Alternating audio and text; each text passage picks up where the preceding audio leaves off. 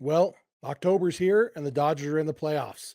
Why am I not surprised? What's up? It's Jeff from Locked On Dodgers here to talk to you about the Dodgers as we head into October. And this year is a little bit different than a lot of the last 11 years. 11 straight years the Dodgers have made the playoffs. That part feels the same, but the way it happened felt a little bit different. Coming into the season, Fangraphs projected the Dodgers for 88 wins. Everyone picked the Padres to win the National League West over the Dodgers.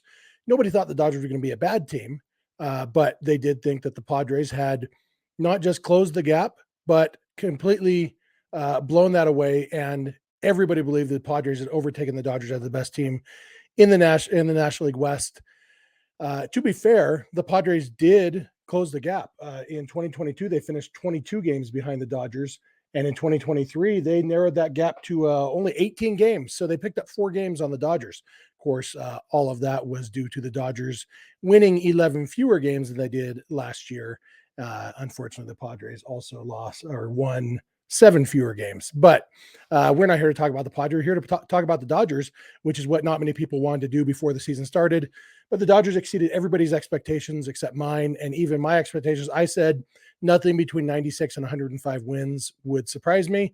They kind of hit the midpoint of those expectations. And yeah, fourth straight full season with 100 wins. Can't argue too much with that. And now they head into October. They're healthy. Well, they're definitely healthy, and that's something that hasn't always been the case in 2021. You'll remember they lost Max Muncy and Clayton Kershaw in the last series of the regular season, and that definitely then they had battled with the Giants in the NLDS, and they ran out of gas against the Braves. They headed October healthy. That's a big deal. JD Martinez has been really, really hot. His OPS in September was 1,050. Still strikes out too much, but when he does make pitchers throw strikes, he's outstanding. He's one of the best hitters in baseball, and he looks really hot. Everybody else kind of is hoping to get back on the wagon. Mookie Betts only hit 1 home run in September after hitting 11 in August. So he's hoping to get back on the wagon. Freddie Freeman had an 869 OPS in September, which is it's good, but it's not quite up to par with the rest of his season. And James Outman, Max Muncy, Will Smith, they've all showed signs at times, but they haven't totally dominated. And so the Dodgers are hoping that all of those guys can pick that up a little bit. One area that could be a huge strength or a potential weakness is the starting pitching. And that's just the nature of rookie pitchers. It's also the nature of some of the veteran pitchers the Dodgers have. They've got Bobby Miller, who's starting game 2. He's a rookie. He's been awesome, but he's a rookie. You don't know. You look at Bobby Miller, you don't expect him to feel overwhelmed by the pressure, but it's baseball. Anything can happen, especially with a rookie. Ryan Pepio, Emmett Sheehan, Michael Grove, those guys are all rookies. And then the veterans the Dodgers have. Clayton Kershaw starting game 1. Clayton Kershaw was awesome this year. Had a 2.46 ERA. Should have been better than that. He was burned by 1 earned run in his last game. That his ERA should have been below 2.40, and it was 2.46 is awesome. Clayton Kershaw had a great season, but he did it a lot differently. His stuff isn't as good. All the runs he gives up are on home runs, and so can he keep not having anybody on base for those home runs? That's a big question. Lance Lynn gives up way too many home runs. Most of the time when he's being successful, they're also solo home runs. Can he keep guys off the bases so when he does occasionally give up a home run, he can still contribute? Ryan Yarbrough, who knows what he brings to the table? We don't even know if all those guys I just talked about are even going to be on the Dodgers postseason roster.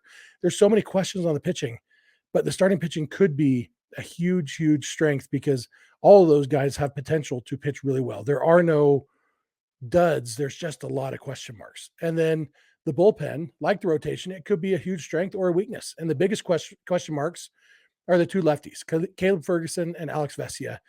If one or both of them make the roster, there are questions about what they will bring to the table. The Dodgers could even opt to leave both of them off the roster in favor of some more starting pitchers to give length out of the bullpen. Gavin Stone is in the minors. He's a possibility. Kyle Hurt only pitched 1 game in the big leagues, but was really good and was excellent throughout the minor leagues, has great stuff. He's a guy they could bet on.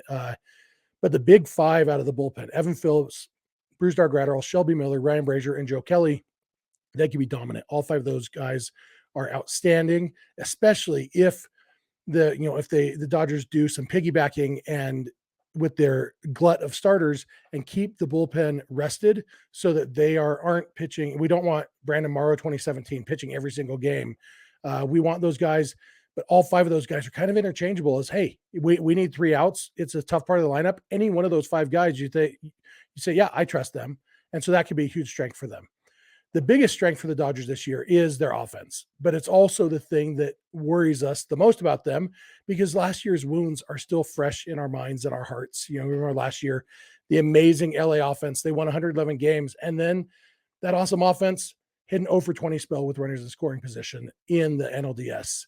If they'd even gone 4 for 20 during that stretch, they sweep that series. And, who knows what happens? Like they might've won the World Series.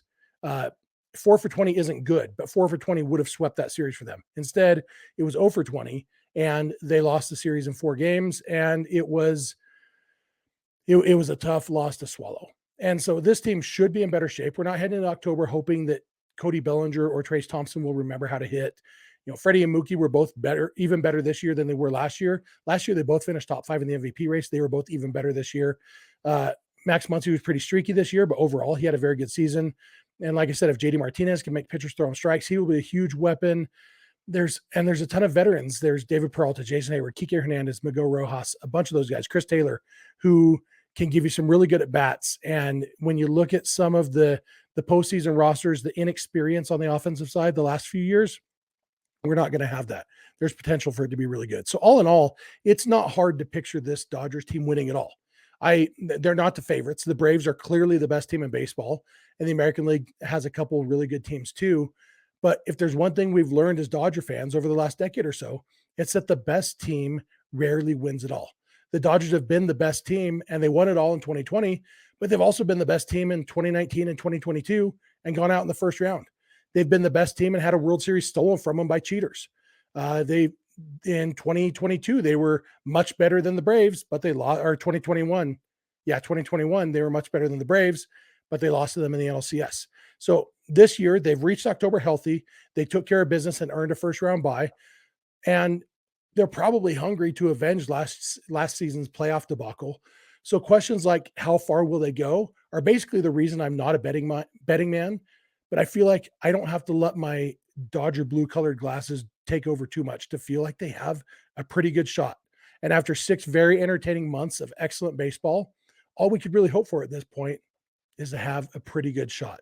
And so I feel good as I can as a Dodger fan heading in October. I'm excited for it. I appreciate the 6 months of awesome baseball we've had so far. And I think there's more awesome baseball to come. And like I always say, I'll have plenty of time to be miserable if they lose. I'm not going to start being miserable now. I'm going to stay optimistic and say, hey, Dodgers in 3 in the NLDS, Dodgers in 4 in the NLCS, Dodgers in 4 in the World Series, undefeated postseason, Dodgers World Series champions. Let's go.